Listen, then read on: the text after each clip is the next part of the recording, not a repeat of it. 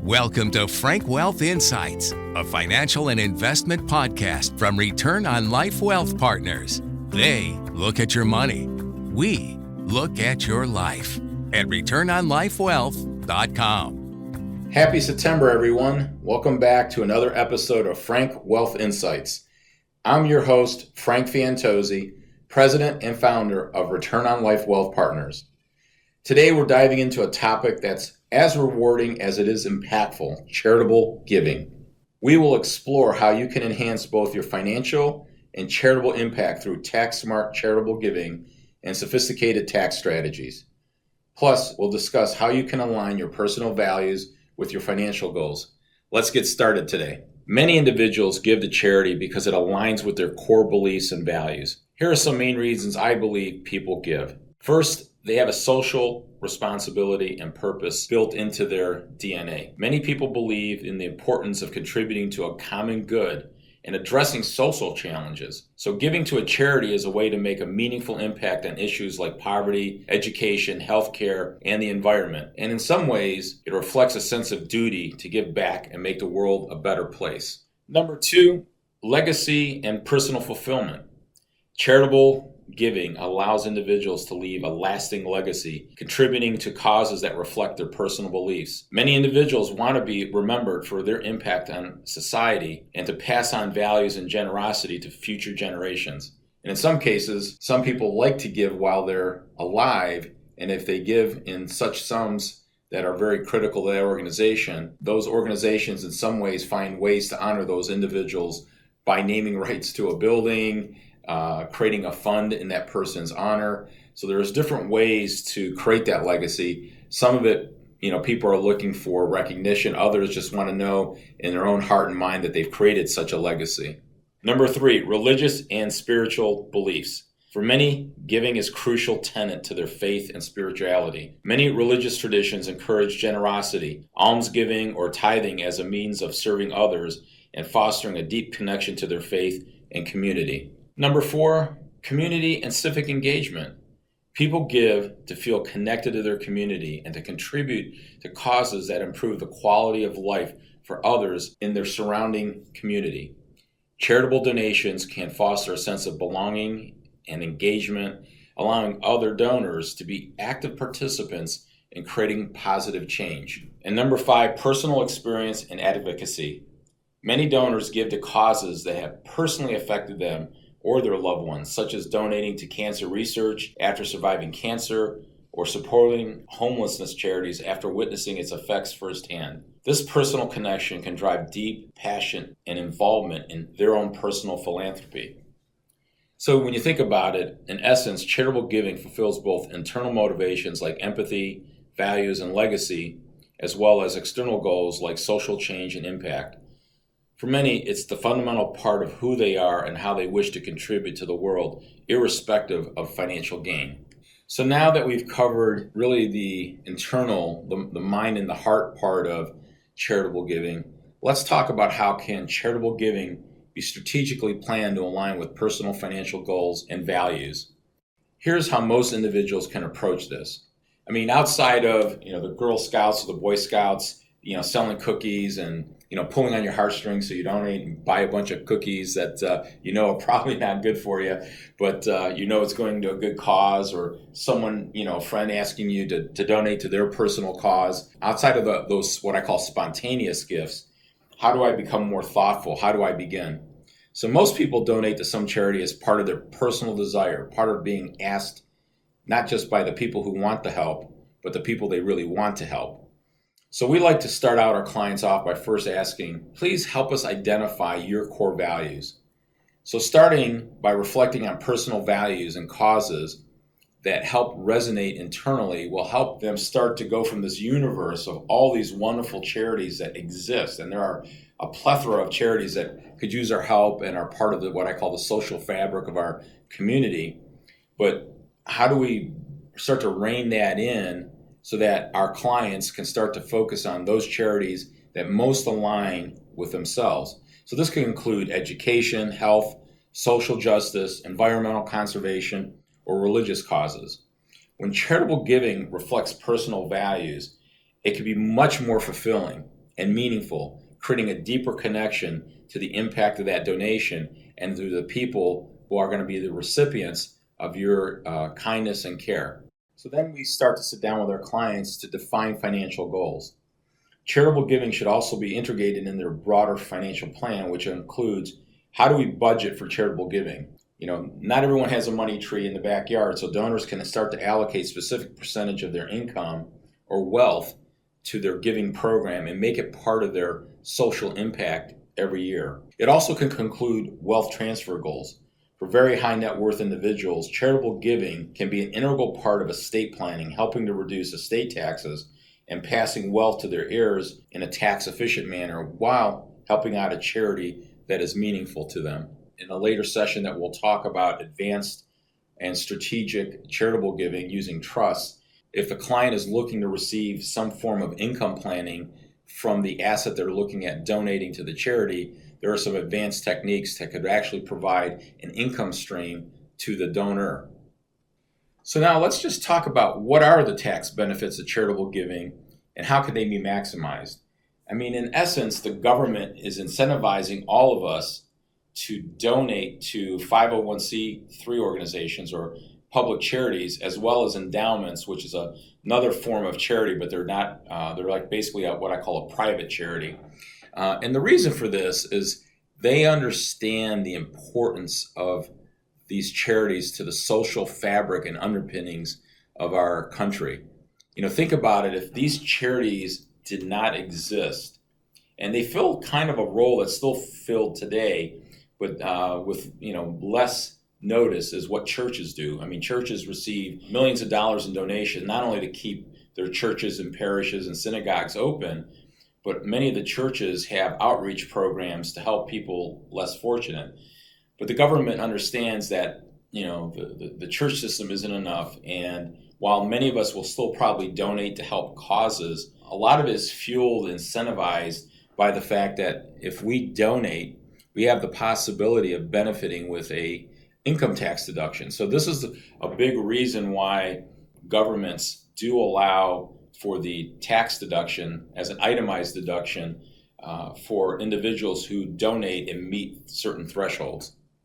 So the first part of this, we're just going to cover what I feel impacts most Americans from making charitable contributions and receiving a deduction. First, and in most simplest terms, if you make a cash donation, you are allowed to, on your tax return, are able to take a write-off for that donation.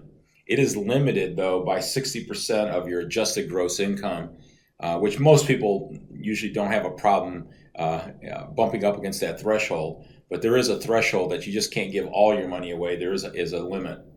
If you decide to give what they call appreciated assets like stocks and real estate, the benefit of that is, for example, if I buy a stock that's worth $10 a share and I own 10 shares, okay, that's $100. But if that stock rises to $50 a share, all of a sudden that's worth $500. When I donate that, the fair market value is achieved as a charitable deduction. But if I donate the stock, I don't have to pay tax on the capital gains that's built up in the property. So that really goes for most properties. And again, we don't have time to get into all the little nuances, but for most people on this podcast, if you donate appreciated property, you avoid any of the income tax ramifications of the gain that's built into that property, and you get a donation of the fair market value. Now, if you do give real estate and things that are worth more than $5,000, you have to get an appraisal. They are not just going to take your word for it on what it's worth. Obviously, with stocks and bonds, if they're traded on a market, there's actual market pricing every day to provide you with that value given on the date you do donate it. You heard me speak earlier about private foundations, which we'll get into a little more detail later. Private foundations are basically like a private charity. They're not a public charity. So you'll see high net worth families set these foundations up, and they're allowed to donate to public charities or to non-public charities. But because of that, donations to private foundations who have to meet strict rules, again, beyond the scope of what we have time to talk about today in this podcast, you are limited to donate 30% for cash and 20% on appreciated assets. Now, let's just say you hit those limits and you have excess charitable contributions. The government does allow you, nice guys, to carry forward the excess contributions of the donor that exceed the adjusted gross income limits. So, no worry, because it's almost impossible to get this perfect because you don't know what your adjusted gross income is. You're making contributions through the year, and so the government's just going to say, well, hey, wait a minute. If you've contributed more than we're going to allow you to count this year, we're going to allow you to carry that forward 5 years and apply the excess to your future tax calculation. So here's where it gets a little bit tricky. While the government allows you and it gives you the ability to write off the charitable donation, you may not receive benefit. And you're going to say, well, Frank, wait a minute. I'm allowed to write this off. I'm going to claim it on my Schedule A as an itemized deduction. Well, if you remember with the President Trump era tax modifications to the law, one of the things they did is to simplify tax returns and make it easier for people to complete the returns without all the complexity. So one of the complexities they've always felt was Schedule A on the itemized deduction. And so what the government did was they raised the itemized deduction limit. So, and there's a range here, so I'm not going to go over every bracket, but on the low end, for someone who's single, their standard deduction is $14,600. And if you're married filing jointly, it's as high as $29,200. And if you're over age 65, you receive another $1,950 added to that. And so in this bucket, your biggest categories are interest expense on mortgages, your income tax, your state and local taxes, and property taxes. But now what they did at the same time is they capped those at $10,000. And then charitable contributions, medical expenses that exceed a certain percentage of your adjusted gross income. So that's the majority of the more common itemized deductions. And what they have found is most Americans don't itemize anymore because they don't have, unless they own a home with a loan on it, they're not going to achieve the amount of deductions to benefit. And so in other words, that person's going to just use their itemized standard deduction, and all the itemized expenses that they thought they were going to benefit from, they're not going to benefit from. So one of the tactics that you need to think about is, we tend to give money as we need to, as we want to every year, is one of the disciplines if you can get your clients to do this. And if it makes sense, because if you're not going to benefit from this technique, then there's no sense of going through all the gymnastics. So one of the things you can do is, say I give to my church, $100 a month, it's $1,200 a year. Well, you can skip a year and you're not going to donate to them, but in the other year, you're going to double up. And so instead of giving $1,200 each year, you're going to give $2,400 every other year. And if you do that with all your other donations, other itemized deductions, you might be in a position to get some benefit, because anything over the standard deduction, you would get benefit from.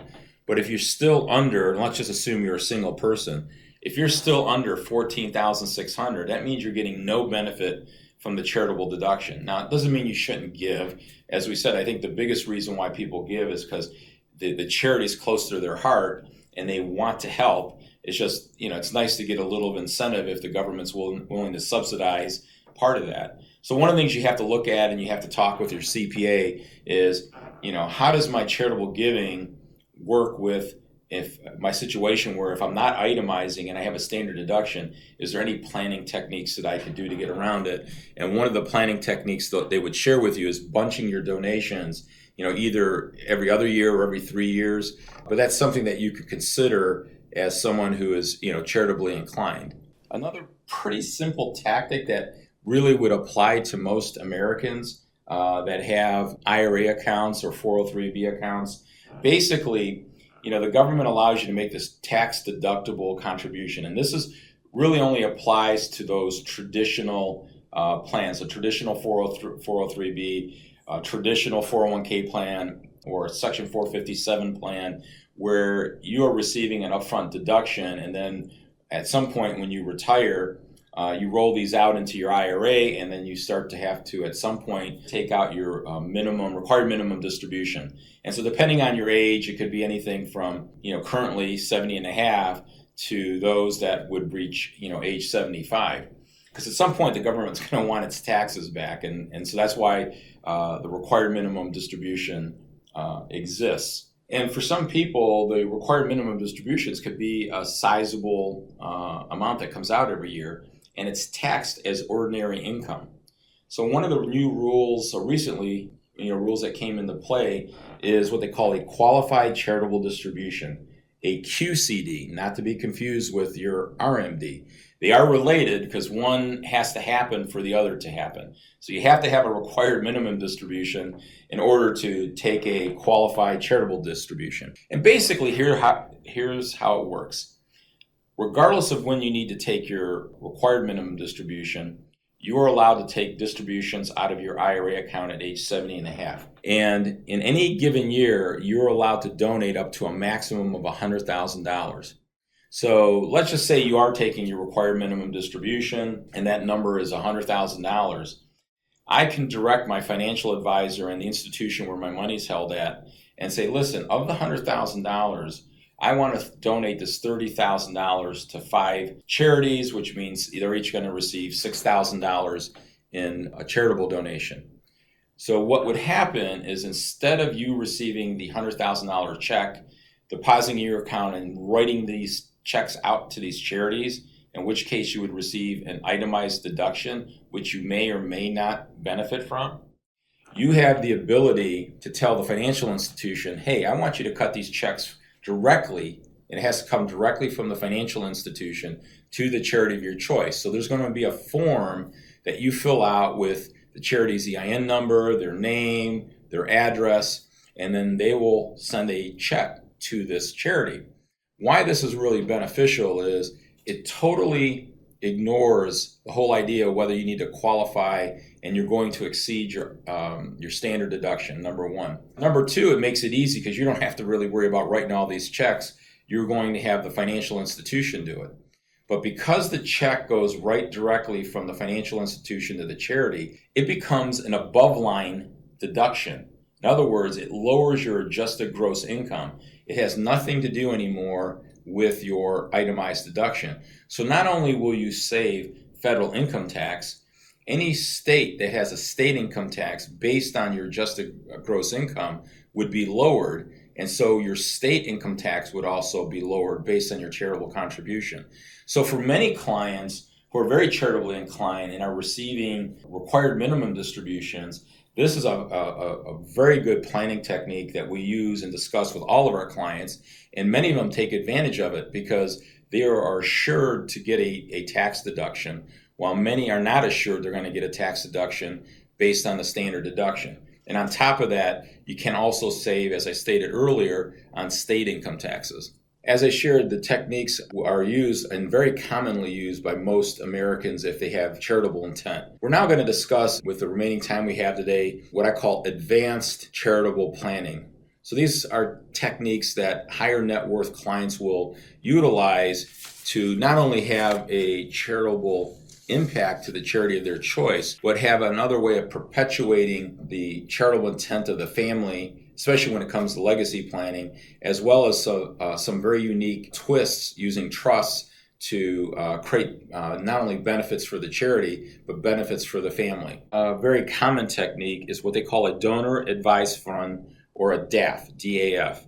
It really is a charitable giving vehicle that allows individual families and organizations to donate assets, cash, stocks, real estate. And it's just because not all donor advised funds are created equally. Some will allow for private company stock, which can be very beneficial in charitable planning and small business owners or closely held businesses when those businesses eventually get sold. So basically, you're funding this DAF or DAF with cash, stocks, real estate, or private company stock. And you, as the donee, receive an immediate tax deduction. The benefit here is the following, though. One, you avoid double income taxation, where if you gift, for example, highly appreciated assets, whether it's real estate or stocks, the DAF or DAF will be able to sell that and there are no tax implications back to you. you really receive a fair market value of the deduction. The growth, so you're really creating a fund. The DAF is not required to give out all that money every year, so the principal can grow. In fact, you don't even have to designate that the donor advised fund has to give out money every year. You can choose 1 year to give money out of it and allow the other years for the principal to grow. So that growth stays outside of your estate, so it's not estate taxable, and none of that growth is income tax taxable. So that's another win.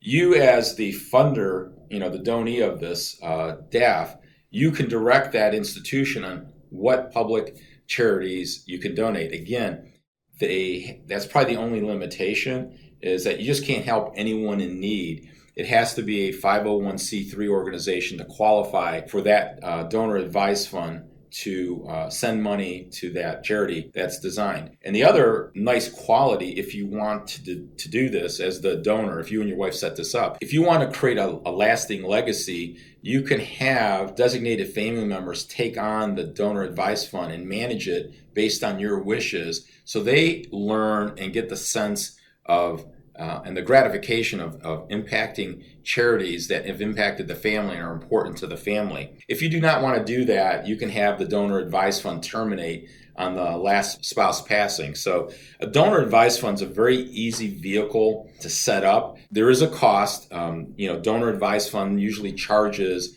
a percentage of assets fee based on the size of the donor advised fund. As the fund gets bigger, their fee would get reduced, but there is a fee. There's nothing for free, as we've talked about earlier. But if you're getting the right kind of service and benefits from the donor advised fund, this is a vehicle that we ask our clients to consider if they are looking more for some more tax efficiency and they're looking for something more of a legacy effect. The next much more sophisticated technique is to set up a private foundation. This is really the predecessor to the donor advised fund. It operates very similar, except that your donations as a percentage, your direct donations from you as an individual, as I shared earlier, to the private foundation are less than they are to a donor advised fund. So a donor advised fund is really considered a 501c3. So your limits, if, for example, if you're doing a cash contribution, is 50%, where a donor advised fund is only 30% of adjusted gross income. The advantages, though, of a private foundation is they have a much longer legacy. The donors actually really have much more control over the assets and whom they can help. They can help 501c3 charities. They can pretty much help out anyone who has a charitable need. You have the ability to employ family members. And again, it can't be abused because this is something that can get audited by the IRS. You have to file a tax return. But the nice thing about employing family members and creating more family unity around the private foundation is you start to teach social responsibility to your children. And this is one way of doing it because they're involved. Now, again, this is a more complicated vehicle, so you usually have to have a board. There's much more filing requirements. You do have to give out 5% of the principal every year based on last year's assets. But it does help create a lot more lasting effect from a legacy standpoint. But again, there's more governance, more costs, the tax returns. All this, the legal requirements are all much more burdensome. So usually if you're not going to put substantial money, and substantial is a relative term to individuals, but I feel that if you're not really going to, at some point, get to $1 million plus or $2 million plus as a starting point, I would not really consider looking at a private foundation. The last couple I have here for you are very common bread and butter type techniques for the high net worth. One's called a charitable remainder trust, or CRT for short. So a charitable remainder trust is an irrevocable trust. So that means once it's set up, you can't take it back. That's just the key thing to remember. But this creates significant charitable gift to the donor, and while the donor is also retaining income for themselves and their beneficiaries. So the key thing with CRT, or a charitable remainder trust, is that the individual needs income today and the foreseeable future, but they do want to make a charitable gift. So what happens is, after a certain period of time, say it's 15 years of receiving money, the principal would then go to the charity. But what's nice about this, and it's just done through a sophisticated calculation, that the donor will receive a charitable donation today. So you get a charitable donation today, you get income for a stated period of time, and then the charity ends up with the principal. So everybody wins. It's a tool that I think more ultra high net worth clients will utilize in their planning. Now, the sibling to this is the charitable lead trust. So think about the CRT we talked about. You want an immediate tax deduction, you need income today, and then the asset goes to the charity tomorrow. The charitable lead trust is the opposite. So basically, it allows donors to give income to a charity for a set period of time, and at the end of that period of time, the asset then goes to their heirs. So they want to help the charity out today. Maybe they don't need the income, they don't need the asset. So they said, you know what, we don't need it right now, so we'll let the charity borrow it for a while. And the way they borrow it is by receiving income. But then once the trust has fulfilled its duty, the assets will then pass on to the heirs, which could be the children. So again, the benefit is the charity receives income from the trust for a set number of years. At the end of the trust, the remaining assets are passed to the heirs, often at a reduced estate and gift cost.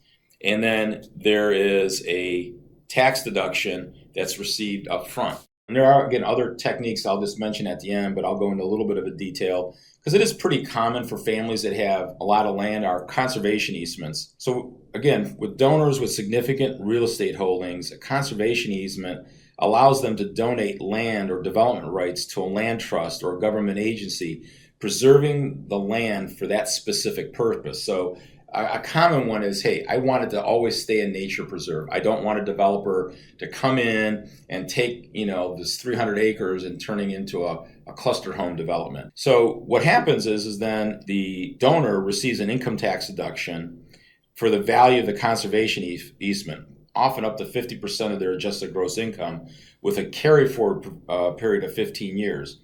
They also receive an estate tax deduction because it lowers the value of the property. Since that property can't be sold for fair market value because of the conservation easement, it has a reduced value for the estate tax. And on top of that, you also receive, if your area assesses property taxes, usually property taxes are based off of fair market value.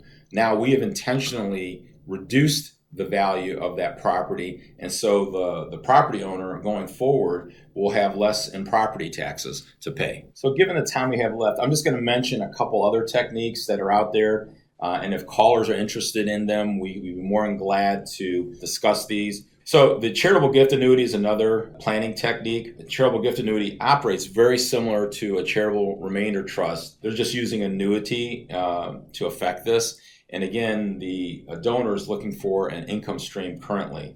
Another type is a pooled income fund. That's another technique that we could talk about. If someone has questions, I'll be more than glad to get on a Zoom meeting and talk to them about it. And another is what they call charitable LLCs and L3Cs. These are very complicated vehicles and a little bit more beyond the scope of the conversation today. But there are other alternate vehicles out there that could meet the donor's needs. Again, a lot of this planning, and to recap, has to go with the fact that, do you have donor intent? Do you really want to help a charity? Forget about all the income tax planning for a moment. I really want to help someone. So how do we go about building your commitment to helping the community around you? And so we talk about your values and your goals, what's important to you, and then we try to help you identify the charities, because there's a list of charities that people don't even know exist in their own community.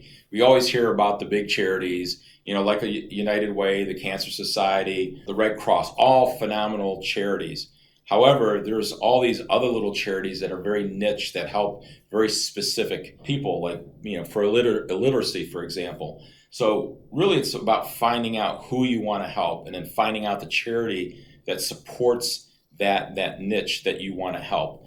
Then we figure out from a financial guidance standpoint, what's your budget? How do we structure things so that you can be doing this in a cash effective manner? And then lastly, and again, it always goes back to the tenet of you never let the tax tail wag the financial dog.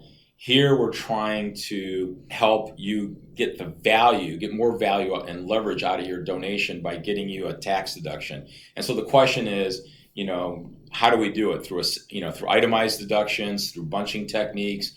Are you old enough to benefit from qualified charitable donations? So this is where a financial professional will sit down with you and create a strategy, basically a charitable giving strategy for you. And again, it might not be the same today as it is tomorrow.